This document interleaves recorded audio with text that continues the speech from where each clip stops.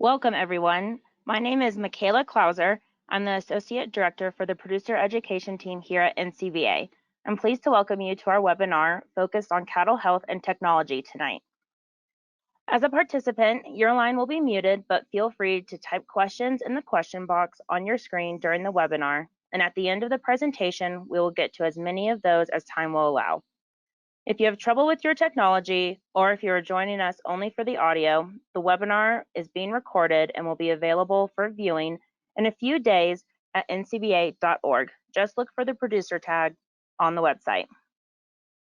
The webinar tonight, titled Improving Cattle Health and Performance with Technology, will feature Andy Dorn and Dwayne Gangwish.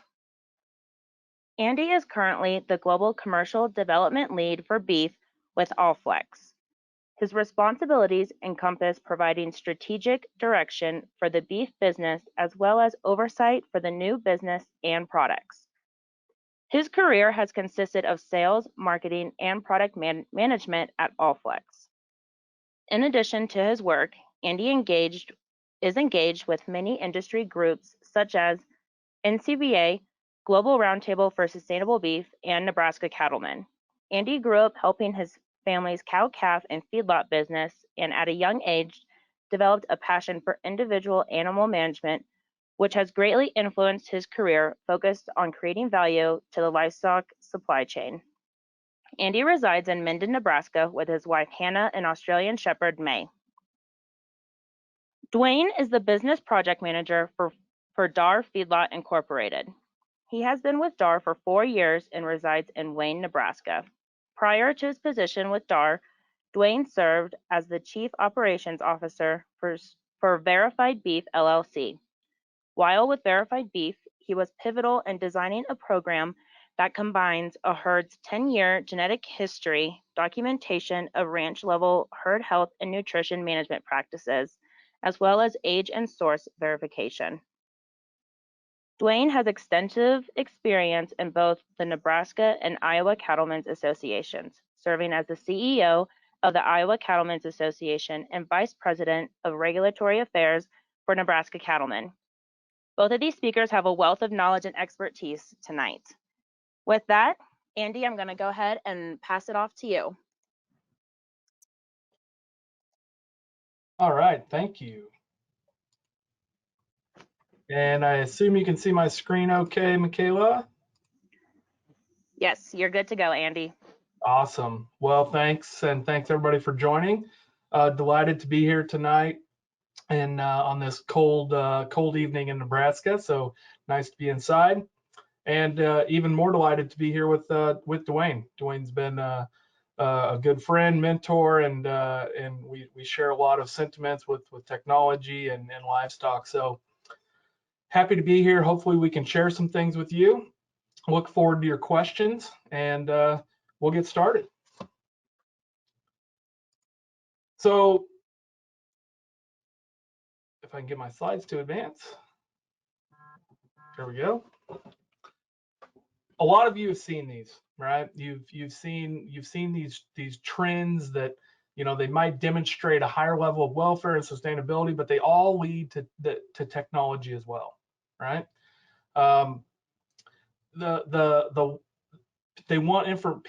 Consumers want information for sustainable sourcing of animals, the numbers of population.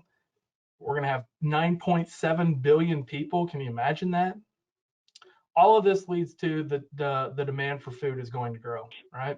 And we have to have animal health at the core of that, so that we can raise healthier, more profitable animals for our growing consumer demand. With that, I'm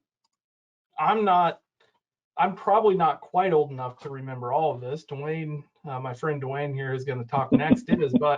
But there was I like to show this motivation to evolve, right? From this piece of paper to more electronic records, and those simple things, being able to have better data integrity that leads to better decision making, that leads to better animals, more profitable, etc.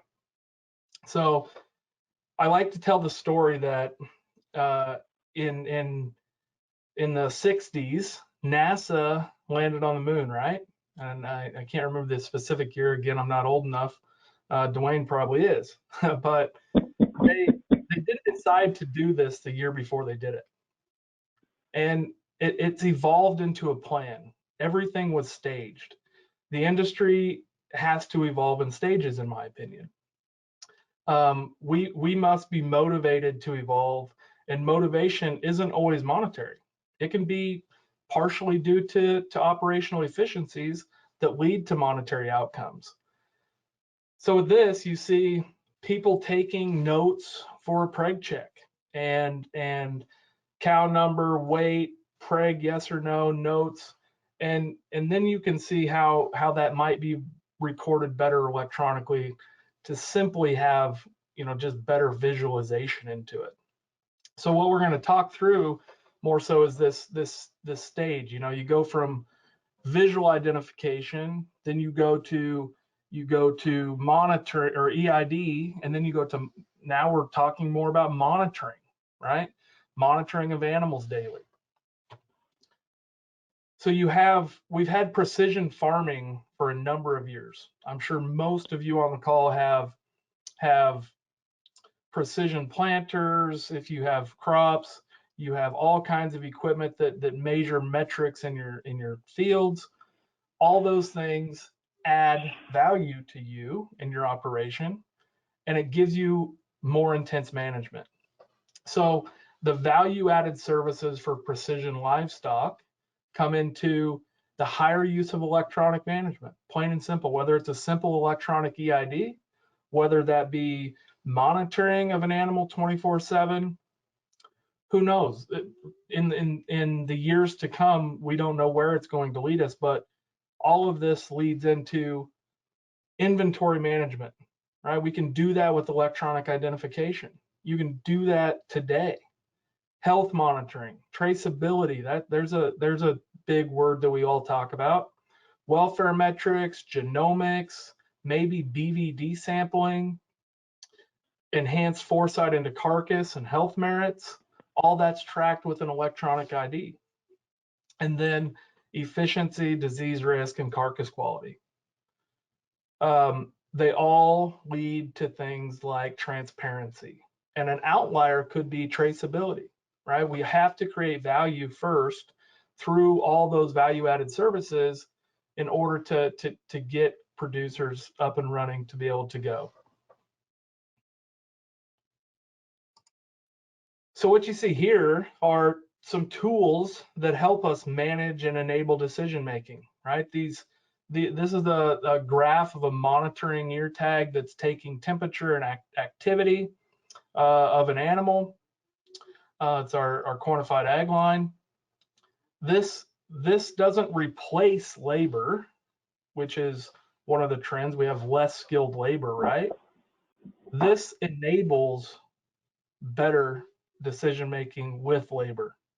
This isn't going to replace a cowboy or a pen rider, but it's going to help them make a decision about how that animal's feeling. So you see, we won't go through every detail of this very busy slide, but you can see where the animal arrives on the left side and how that animal's activity level is and how it goes through in the healthy cyclical pattern throughout the next few days from 9/8 until roughly 9/14. And then it starts to show elevated temperature. It starts to decrease in its activity, and that animal is looking like it's sick. You see on 9/17 there was a treatment enacted, and how that animal responded to that. This is stuff that is really awesome and enables people to see how a treatment happened through actual data that the animal's telling us. So you see through there, then on the very right side of the screen where that animal didn't make it, right, and it crashed down. So if there could have been decisions made through that treatment and how it responded to the treatment, we could have further saw that animal.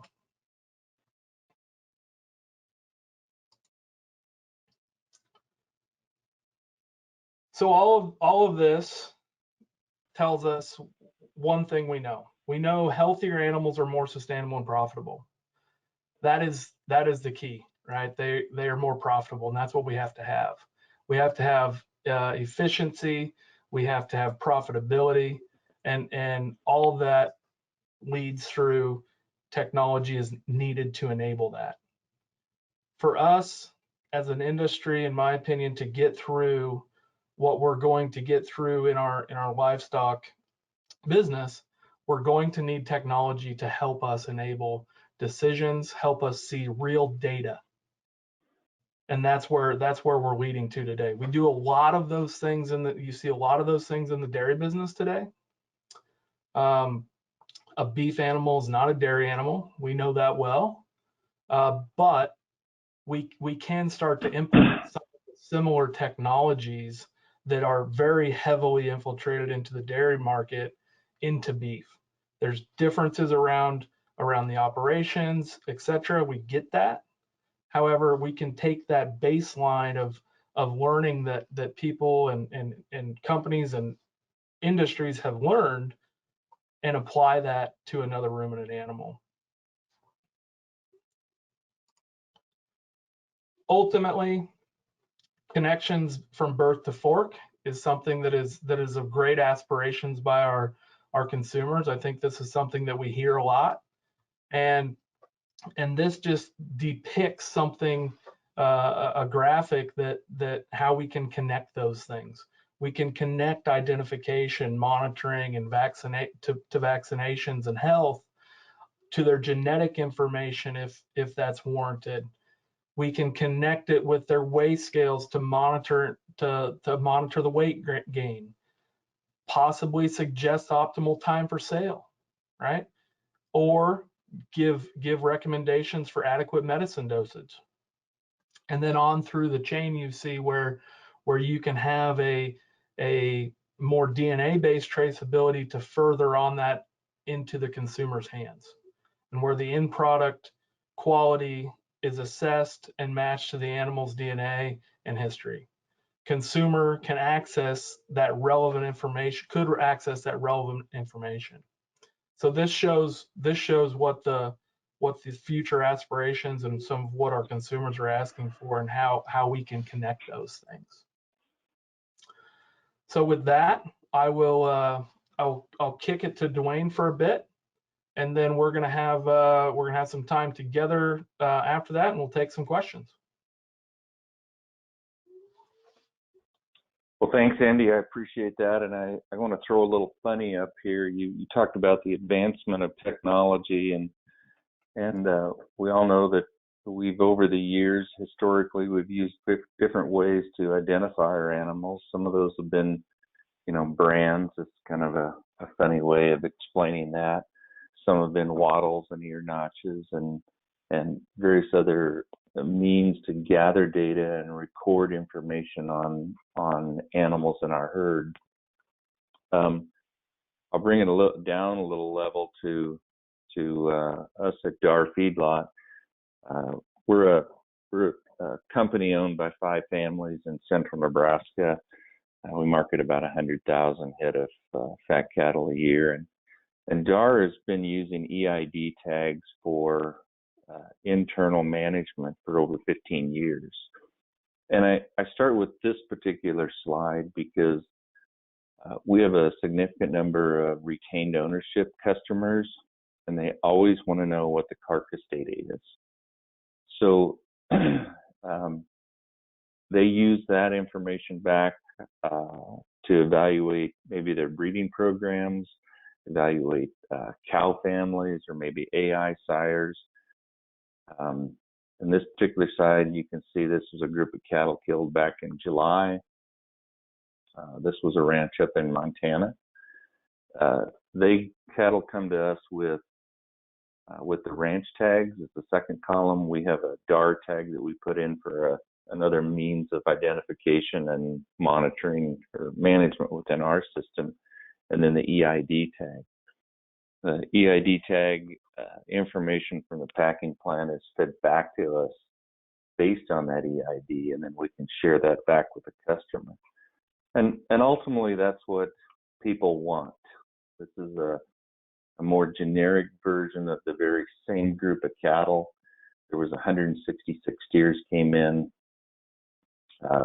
when they arrived back in December of 2020.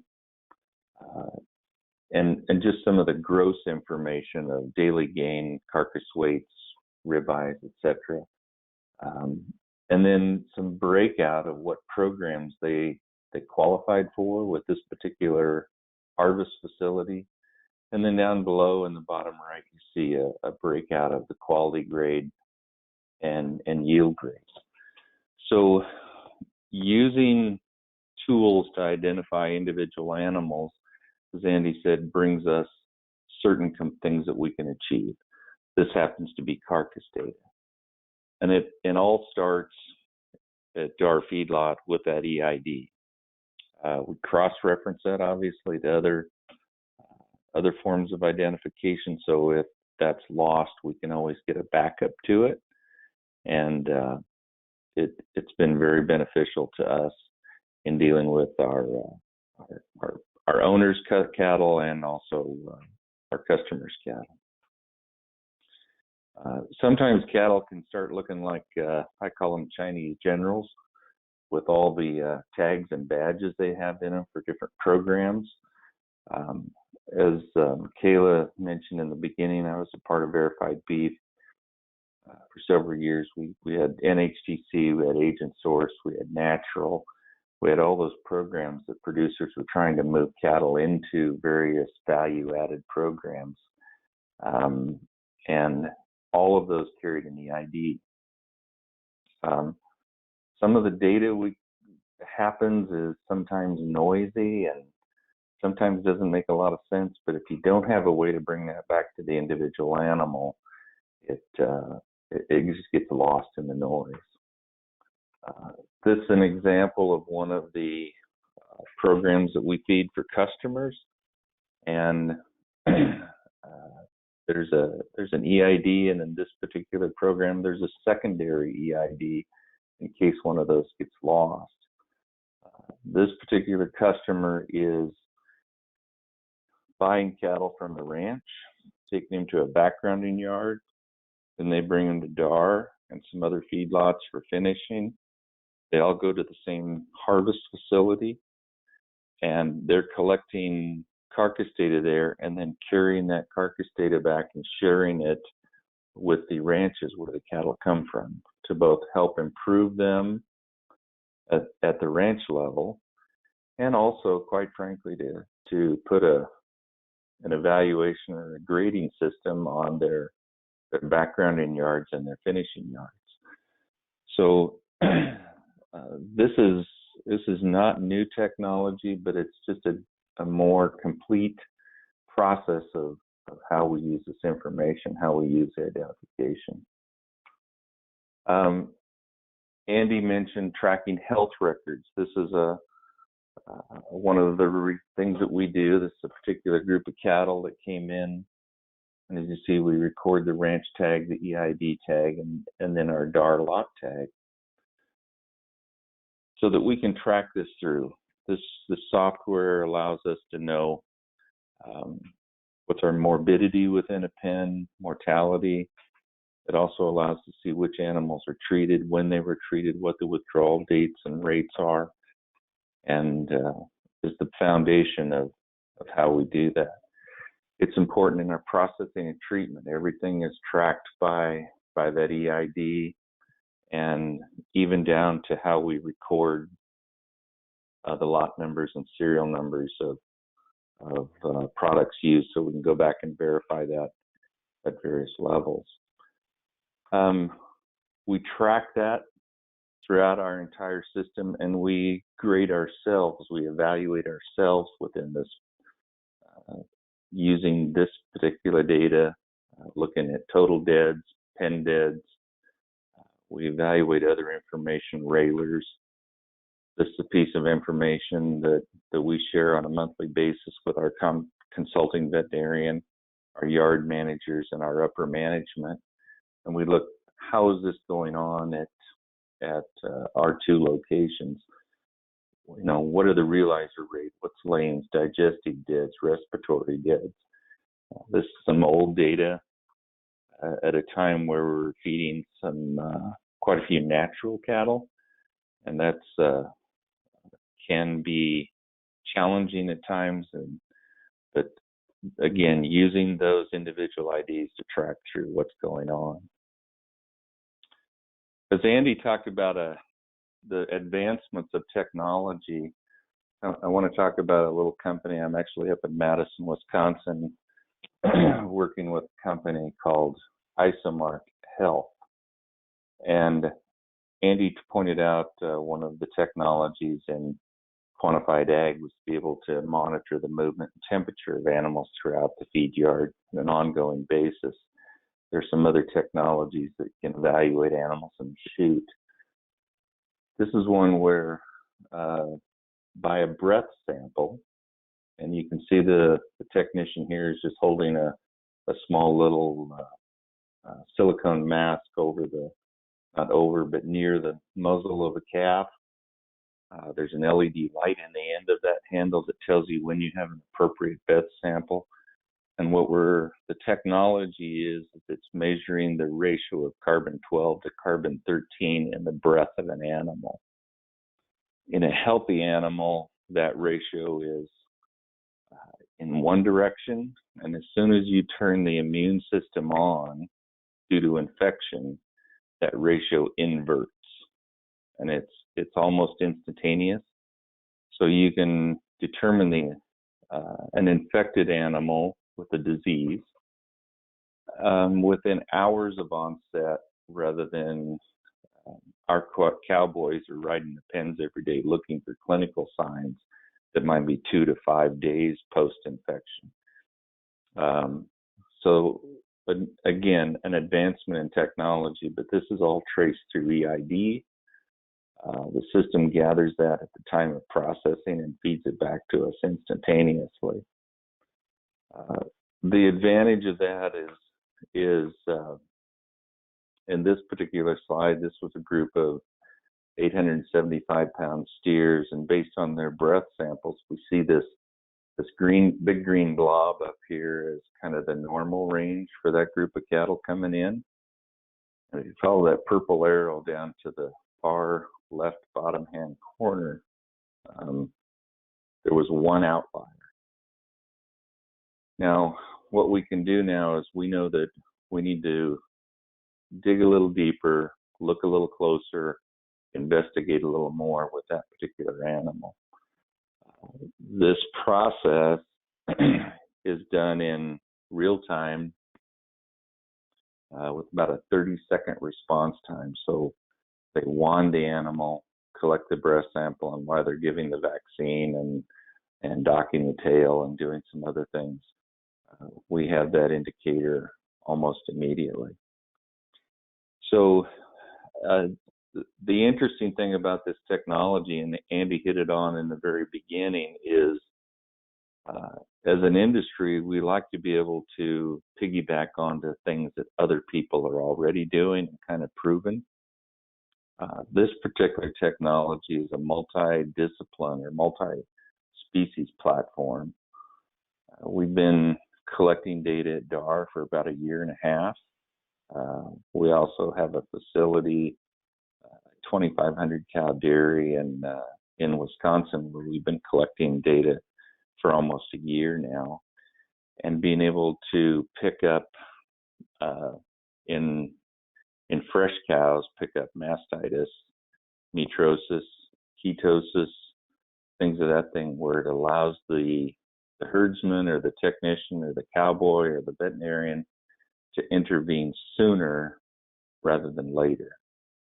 And much in the case, if we intervene sooner, we have a better opportunity to be able to maybe beneficially impact that animal, or if it's such a case, we know that we need to we peel that animal out of that group and tend to it separately in another group that's more appropriate. So the use of these various tools, we move from paper that Andy indicated in the beginning to spreadsheets to now databases to now very complex algorithms analyzing data on the fly. These are all going to continue to evolve and continue to become more and more valuable in our industry. Tomorrow I'll be taking one of these Canary Ag units back, and we're going to mount it in a vehicle with a long hose, and our consulting veterinarian group will be able to take it around to backgrounding yards and use this on calves arriving at a backgrounding yard to help evaluate their health status on arrival there.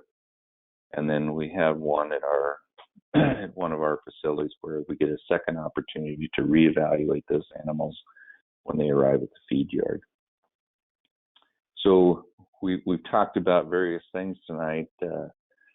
Andy mentioned the quantified ag technology, which is an amazing technology in of its own. The advancements of DNA. Initially, we used DNA for pairing sire and dam and evaluating that.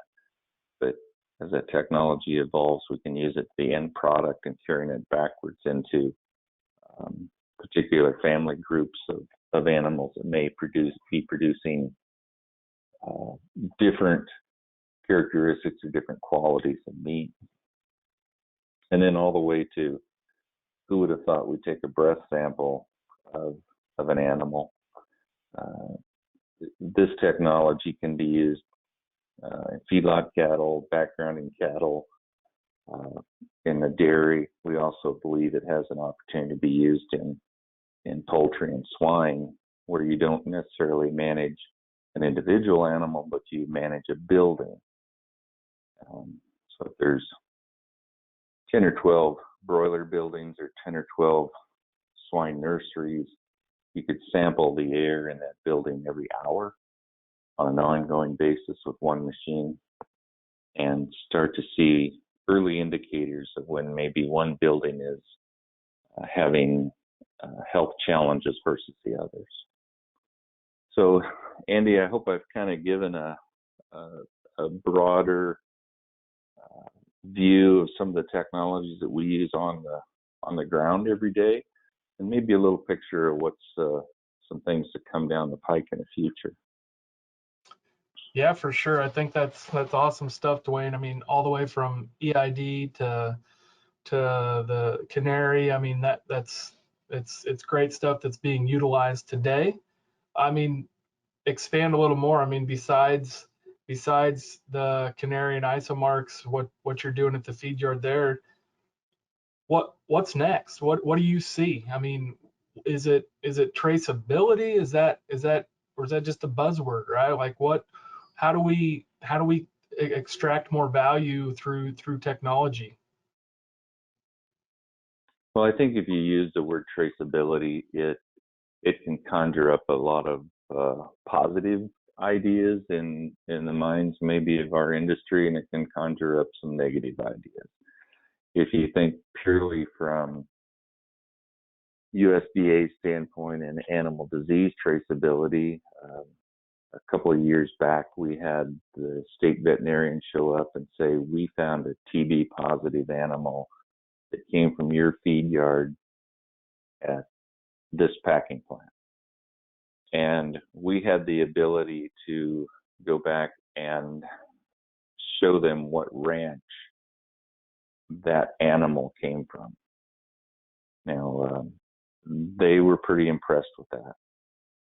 If you think of traceability in the marketplace, several years ago, a friend of ours here in Nebraska, Alan Jansen, was involved in a particular program.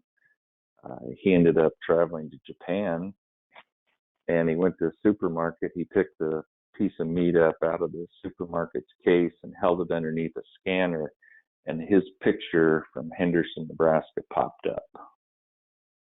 So we can use the ability of these technologies through the easiest one today is an electronic ID, and carrying that from birth to harvest, and then transfer that information all the way to the end product of how do we add value back through the market channels, and those producers that are able to use that information to their benefit and if you will adjust or modify to market demands, I think they're going to find value as they move forward. I don't have a crystal ball to say what's next, but I know it will be more data intense 3 years from now, 7 years from now, 10 years from now, when. Right. So from from my perspective and my short 12 or 13 years I've been in this industry and technology, you mentioned it there towards the end of your talk that it's evolved so much in your lifetime, but mine. It's incredible to even look back and say we are where we are today. Those past 12 years, I can't imagine.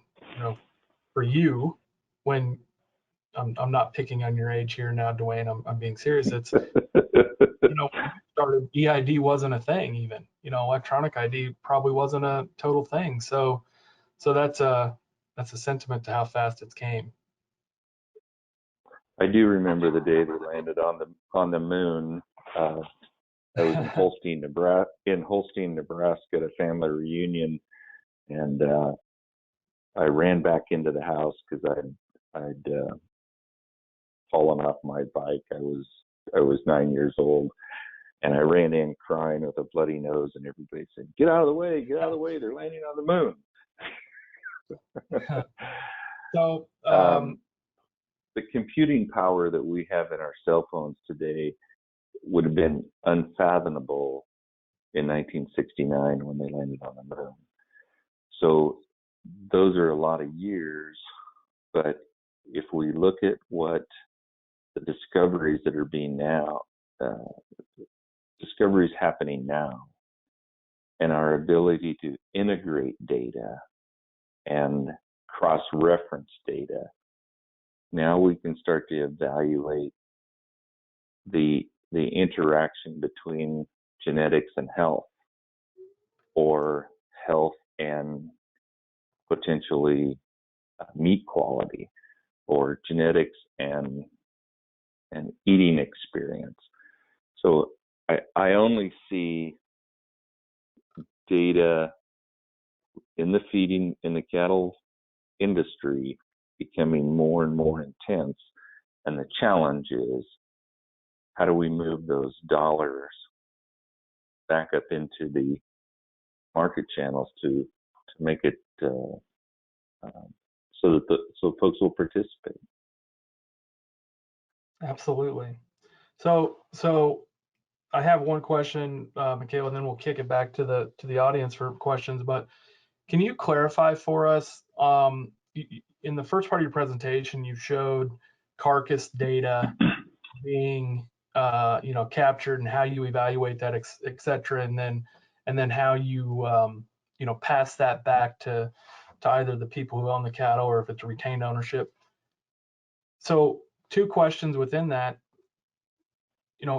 How do you do that, and how easy is it for, say, the rancher to be able to correlate that, and is that something that you at the feed yard you walk through with them, or is that how does that work? Well, we are able to we ship a pen of cattle to packing plant, and we get that carcass data back. I will say there's a caveat. If the cattle are marketed live, so much a pound on a scale, we do not get the carcass data back. At our feedlot, we choose to grid virtually 99% of our cattle. That's what our management and ownership has decided to do, and in such, we get this carcass data back. We download it into our feedlot management software that reconnects it to the ranch tag and in weight. The packing plant doesn't know what the in weight of that calf was. So in this particular slide, if people can see at the top one, it arrived, and through the chute, it weighed 615 pounds. At a hot carcass weight of 999 pounds, and if we standardize that to about a 62.5% yield in the number of days it was there, that particular calf gained 4.38 pounds. To go to specific of your question, Andy, I'm just a farm kid from central Nebraska. If I can do this, a lot of people can do this. Now, we don't try and sit down with our customers and help them evaluate this. I don't see that as our role or my personal role, because in most cases, they would take this information back and have a conversation with their genetic supplier that is better informed in making decisions, knowing which cow family or which sire group or wherever these animals came from, and evaluate that in a longer term frame. I don't have that expertise or skill. Right. I guess from what I'd say and what I took on this slide was, wow, there is a lot of data there that starts with a very simple piece of hardware that you put in the animal's ear that you could correlate back and make all kinds of decisions for. So I wanted to clarify that. So I think, and thanks for doing that. I think with that, Michaela, if Dwayne, if you're wrapped up, we can certainly open up to questions.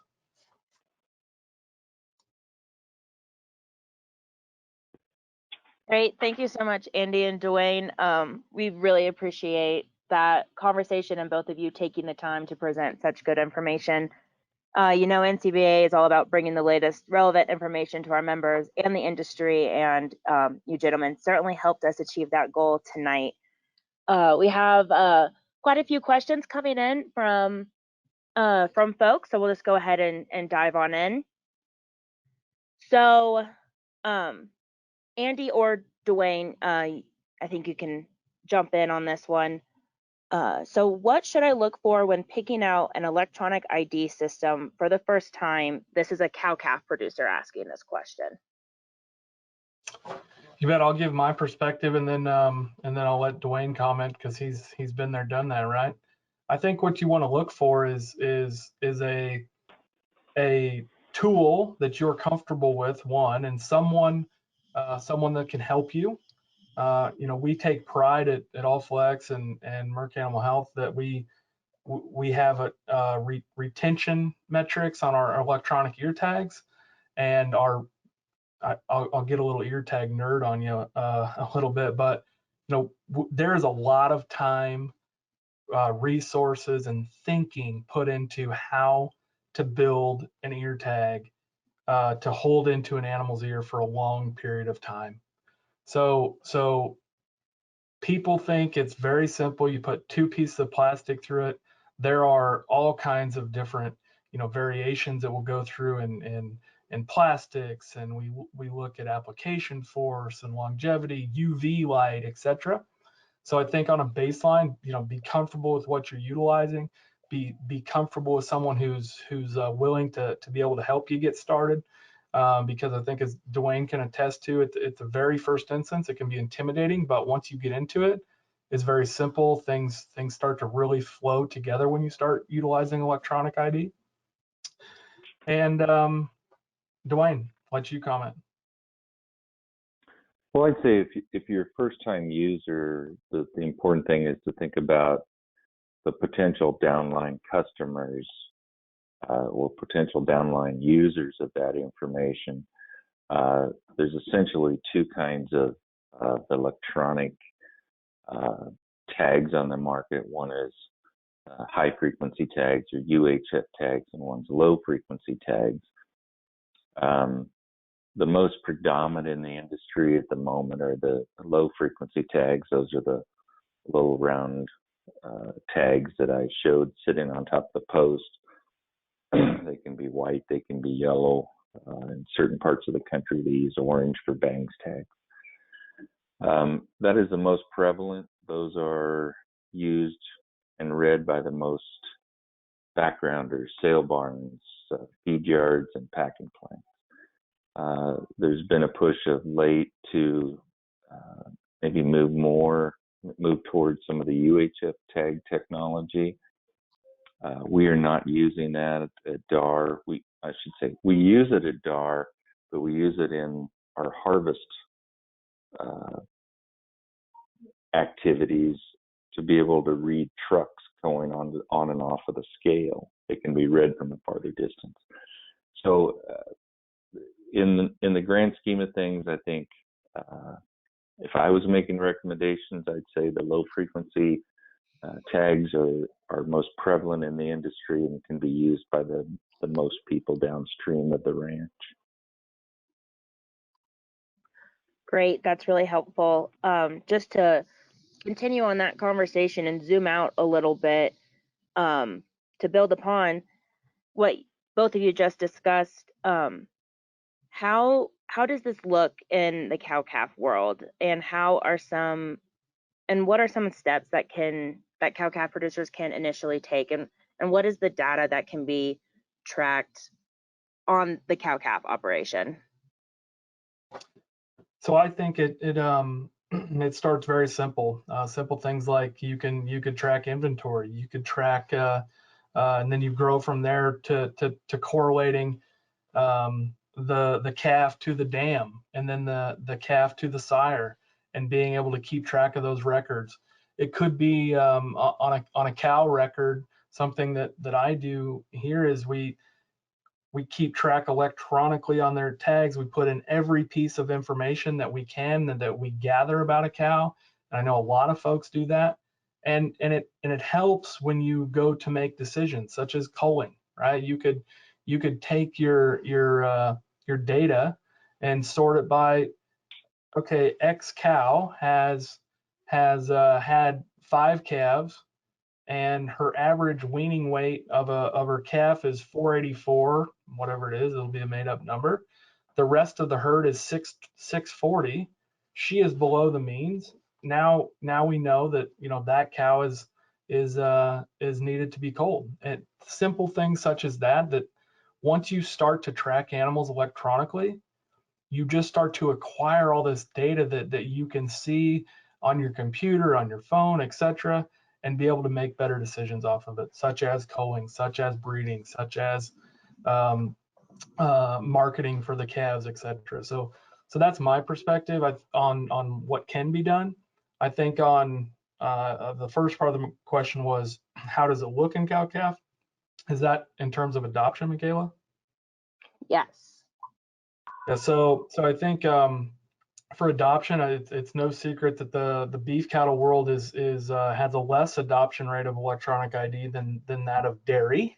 However, I think there are a higher number of beef cows that carry electronic ID today, whether that be through what Dwayne mentioned as could be a simple bangs tag, right?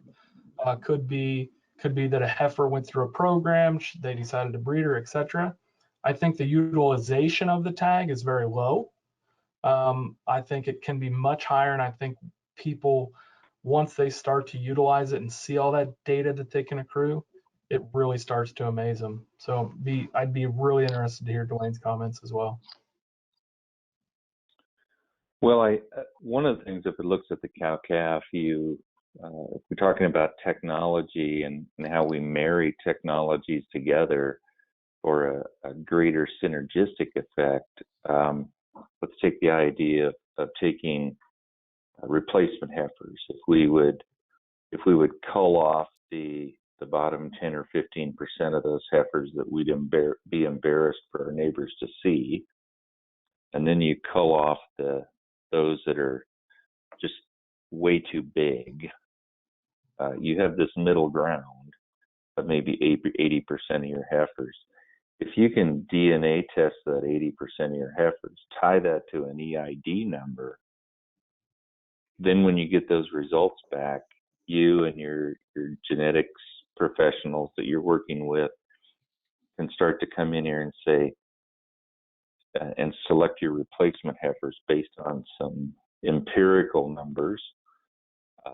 We have DNA numbers and we have EPDs. The seed stock companies are starting to marry those together and make those more and more accurate. So that's how one application of this could be used on the cow calf. In Andy touched on in just from an inventory management. I would say one of the things that I want to say representing a feed yard is the placement of that tag.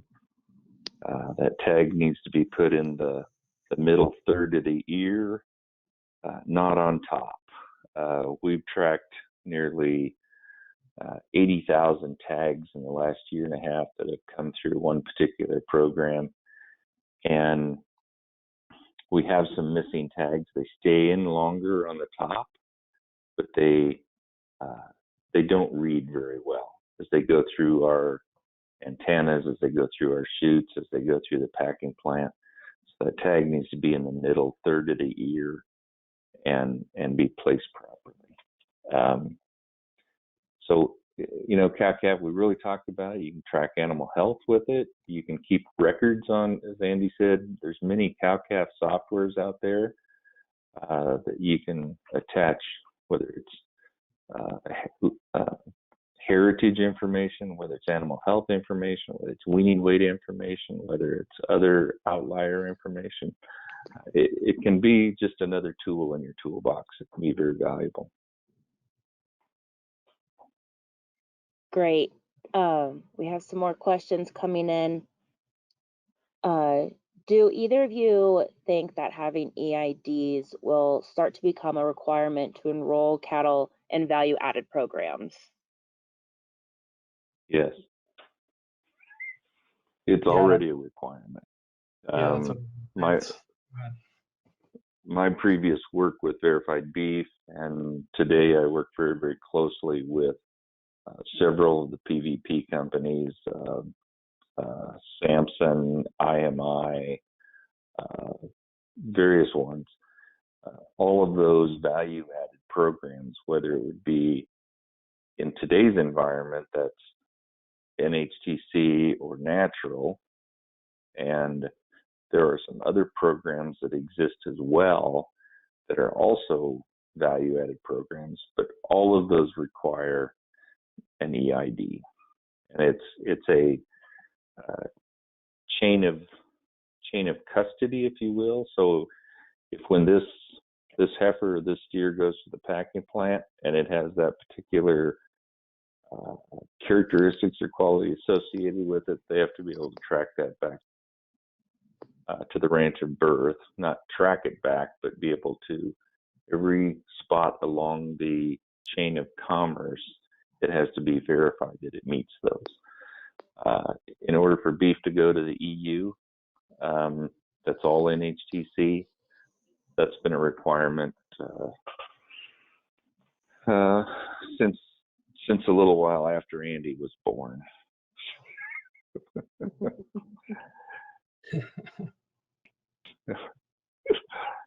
But yes, that's a requirement now, and I am firm belief that future value-added programs will all be individual ID. Good, that's really helpful. We had another producer submit a question. We've seen some steers develop a sort of cauliflower ear after putting in EID tags. Any suggestions to avoid or treat this? Do either of you have any experience with that? Yeah, not specifically a cauliflower ear, I guess. I would say to reach out to your local representative to help you evaluate it. But we try to promote, you know, sterilizing the EID before application, making sure that EID is not, or any tag really, is not causing any pressure necrosis, if you will. So if you use the wrong male button on a female EID, and those aren't meant to maybe go together, or you got the wrong one shipped to you for some reason, then you could get some pressure necrosis, and I could see where that would swell the ear and et cetera, and make it heal that way. So I would say make sure you have the right two components. You're utilizing the applicator that it's meant to, and if you have a higher degree than normal, I guess any infection rate, make sure you're sterilizing that equipment with a Novacin or something of that nature. Dwayne, have you had any experience with that? I have not seen any from an EID. I have seen some from some fly tags, and that's just anecdotal information, but when they came to us, the tissue around where the fly tag was, and it was a button type, was pinkish, was swollen, and you could see that there was some local impact of that. But I've not seen it from EIDs, and in the thousands, hundreds of thousands that we've used. Great. So we'll wrap it up with one more question. Can both of you speak to some of the logistics? How can people access this data while they're out in the field? Are any of these tags linked to an app on your phone? Are there Bluetooth capabilities? If you could just provide some examples of that. Yeah, so there's a lot of softwares out there that help you enable, and like Dwayne talked to on the cow-calf software, most of which are capable of apps, etc. I think, and on the feed yard side, there's multiple management softwares that help people induct and track animal health and inventory, etc. All of those, are, in my opinion, for the most part, accessible, excuse me. And things like monitoring, like we talked a little bit about our quantified ag solution, that is available to see on your phone if you're walking through a pen, or if you're sitting at home at night watching two guys talk about things like we are tonight. You can access those things. So I think in the future there'll be definitely more of that. I think development of that is rapid, and being able to give accessible solutions to people, customers, producers, etc., is definitely something that we'll see more of in the future. To the Bluetooth comment or question, our RFID readers, so the EID readers, most of them are Bluetooth capable. You can Bluetooth to your phone, iPhone, Android, etc. Bluetooth to your computer. There's a few of the lower end ones that are just, they are what they are, right? They may only Bluetooth, or they may only have a serial connection. So there's some differences in the products you buy, but that's for the most part. Dwayne? I think you're spot on. I'm familiar with a group of folks that are developing a cow-calf record-keeping app system, and they connect it. They're trying to develop a Bluetooth reader that's maybe the size of a pen, or the size of something like that. You can put near the animal, and it's Bluetooth to your phone. It's right in there instantly. At the feed yard, we have stationary antennas, but I can sit at my desk and retrieve information. The other thing we do fairly often is, since we need to verify we're shipping cattle for particular programs, Nobody's going to believe this, but sometimes cattle jump the fence. So we might have a head count. We're one long in a pen when we get ready to ship it. So we set up a system where I can load the 168 tags that are supposed to be in that pen.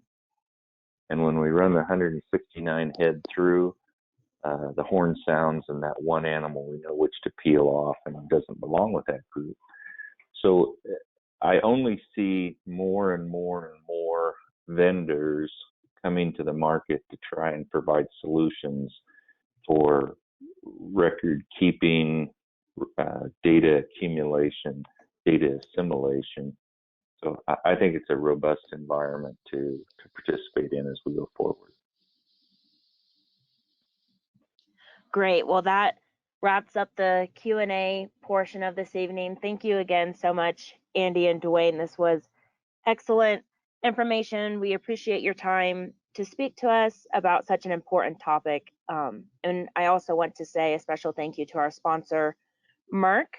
We work closely with Merck on our stockmanship and stewardship regional events. These events provide hands-on cattle demonstrations and classroom sessions on the top issues affecting the cattle industry, such as tonight. And I encourage everyone to be on the lookout next year for a SNS event near you. You can find more information on that at stockmanshipandstewardship.org. I also want to give a little plug for Cattlemen's College. This is the precursor for the Cattle Industry Convention and NCBA Trade Show. Cattlemen's College will run January 31st through February 1st. I hope everyone can register and join us down in Houston to hear more sessions on similar topics like you did tonight. And if you're interested in attending events like Cattlemen's College or Stockmanship and Stewardship, please check out the Rancher Resilience Grant at ncba.org under the Producers tab. This scholarship program provides reimbursement for registration and hotel costs for industry events such as Cattlemen's College and Stockmanship and Stewardship and other industry symposiums and meetings. With that, thank you again, Andy and Dwayne, for joining me this evening and everyone else, and I hope everyone has a great night.